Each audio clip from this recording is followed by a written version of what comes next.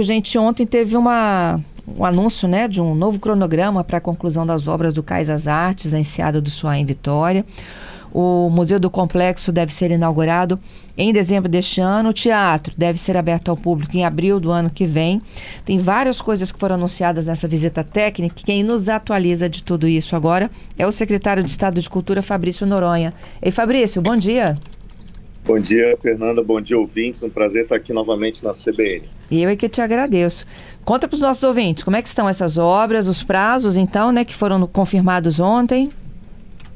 Sim, né, foi um momento de muita alegria, né, para a gente, para o governador, para toda a equipe, né, receber a imprensa no Cais das Artes, que a gente, a olhos nus ali, já percebe a diferença, os avanços desse trabalho que tem sido feito desde a retomada, né, das obras, a partir desse acordo que foi estabelecido entre o governo do estado, a empresa, enfim, e que, enfim, chega num momento crucial aí já com o anúncio desse cronograma, como você colocou, que segue, na verdade, o cronograma que já foi estabelecido lá, né, no início dessa retomada, e que a gente está muito feliz que isso está sendo executado, que isso está avançando, e agora a gente já pensa nas primeiras exposições, nas primeiras atividades culturais lá do espaço, em como o Cais vai transformar de fato, né, com impacto para o desenvolvimento econômico, para o turismo, para a cultura. Então, acima de tudo, um momento de muita alegria para o capixaba. Com expectativa de já dezembro ou janeiro do ano que vem? A parte da obra, né, a expectativa desse final do ano de ser entregue, obviamente, para a gente abrir, né, para o público, para ter exposição, a gente tem períodos de montagem, períodos de adequação interna, então a nossa previsão é janeiro com as atividades, com abertura para o público, mas a parte da obra, né, a parte do consórcio, a parte que o DR tem tocado, encerraria, né, um pouco antes para poder entregar para a Secretaria da Cultura ocupar com as atividades, montar as exposições, montar, enfim, toda a parte de trabalho, né, os escritórios de trabalho das equipes e tudo isso. Então, aí tem dois meses e meio desse trabalho interno até a gente inaugurar, que é esse período de outubro a janeiro aí entre o final da obra efetiva, né, e o início das atividades. É isso que a gente está planejando. Isso. Hoje vocês estão fazendo a recuperação das estruturas metálicas, já tem alvenaria, já tem sanitário, já tem concretagem de piso? Ontem a fala do DR foi muito esclarecedora nesse sentido de que todos os itens, né, todas as frentes de trabalho, digamos assim, que ainda restam, né, dessa fase final da obra já estão iniciadas. Então, todo o processo de acabamento, né, agora a parte ali do museu tem a instalação dos vidros, né, que ficam ali rente ali aquela parte aberta do pilotis, enfim, toda a parte de climatização, os sistemas já estão instalados, estão precisando ali de últimos ajustes, parte de drywall, né, que é uma parte rápida, leve, já está iniciada também. Quem foi ontem lá no Cais pôde ver esse espaço já transformado, já tomando a cara, né, de um espaço cultural, tomando a cara de um espaço de um museu de grande porte. Como é que vai ser a curadoria disso, Fabrício? É da Secretaria de Cultura ou vocês vão trabalhar com aquela seleção internacional? A gente vai cuidar, né, é da responsabilidade da Secretaria da Cultura, espaços desse porte. Tem vários modelos de gestão que desde a retomada, né, de um ano e meio para cá, a gente tem estudado, tem visitado espaços, recebido muita gente também. O caminho que a gente tem seguido é em torno de um acordo internacional que vai ser firmado agora nos próximos meses, com uma entidade que está presente em 20 países, que tem uma atuação também cuidando de outros espaços, cuidando de outros projetos culturais, trabalha na área da educação, da cultura, da ciência.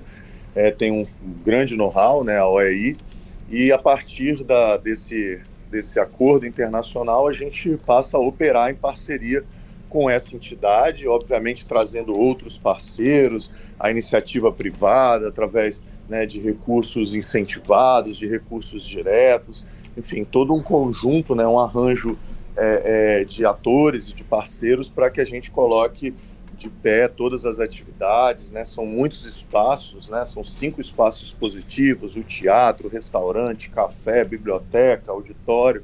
Então tem toda a parte de arte e educação. Então são várias frentes, né, que estão já desenhadas e planejadas, que a gente dá esse start aí a partir de janeiro com o conteúdo.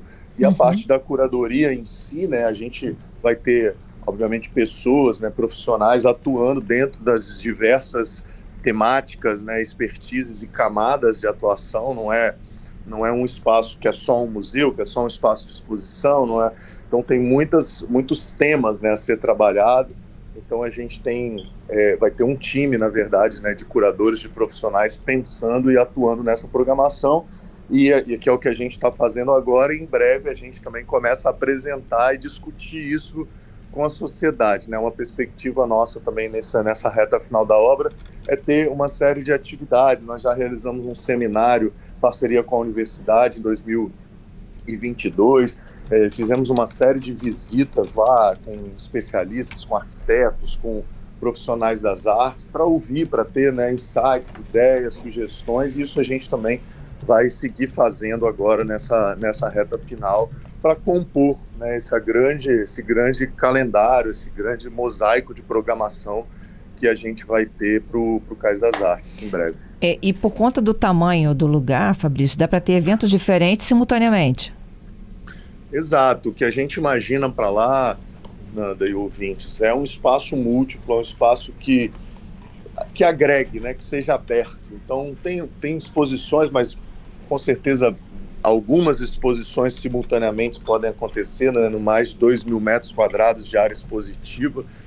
Para a gente ter uma ideia comparativa, né, o Palácio Anchieta tem em torno de 500 metros quadrados, então a gente está falando de um espaço aí quase 5 vezes maior do que o espaço do Palácio Anchieta. A gente pode ter exposições simultâneas, atividades para as escolas, atividades específicas, né, em períodos da manhã, da tarde. Aquela praça também, o grande espaço ali aberto que vai ser entregue também para a cidade, que é importante que a gente destaque isso, né, que é um grande espaço que pode receber eventos, receber feiras e principalmente receber o capixaba, receber a família, receber os visitantes. A gente quer que aquele espaço tenha vida, então que tenha pequenos eventos, pequenas atividades, grandes atividades e com certeza várias coisas simultâneas de gastronomia, de arte, de design, de artesanato, né, da educação que eu já comentei.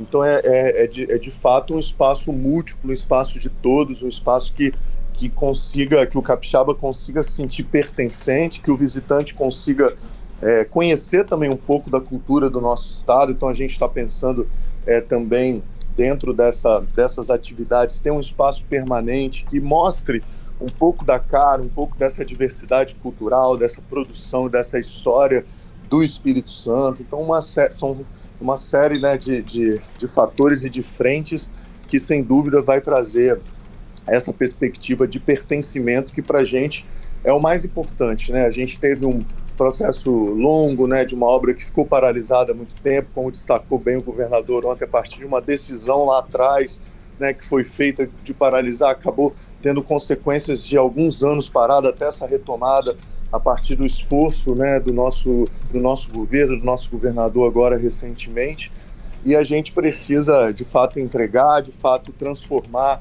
essa imagem negativa, esse símbolo numa coisa positiva, numa coisa que nos dê orgulho, como outros grandes espaços, grandes como a gente tem em outras cidades, em outros lugares do mundo. Essa gestão, que você disse que ela tem expertise, né? Ela já gerencia o quê? De eventos, espaços, museus no Brasil? Ela gerencia o MAR, o Museu de Arte do Rio de Janeiro, tem alguns espaços na cidade de Salvador também que ela gerencia, tem um espaço no Rio Grande do Sul que ainda não inaugurou, que ela vai gerenciar, tem expertise em diversas atividades aí, né? O próprio G20 no ano passado teve uma participação importante. E esse acordo internacional nos dá uma perspectiva também de parcerias, né, com coleções, com exposições, com instituições de outros países. Então isso também abre, né, um leque de possibilidades, porque de fato o Cais das Artes ele é grandioso e vai despertar, já tem despertado, né, o interesse e o olhar de outros países, de outros atores, né, mundiais e aqui do Brasil também. Uhum. Eu sei que você não vai dar spoiler, né? Mas assim, se você pudesse contar aqui pra gente, assim, né? O que você está pensando para janeiro?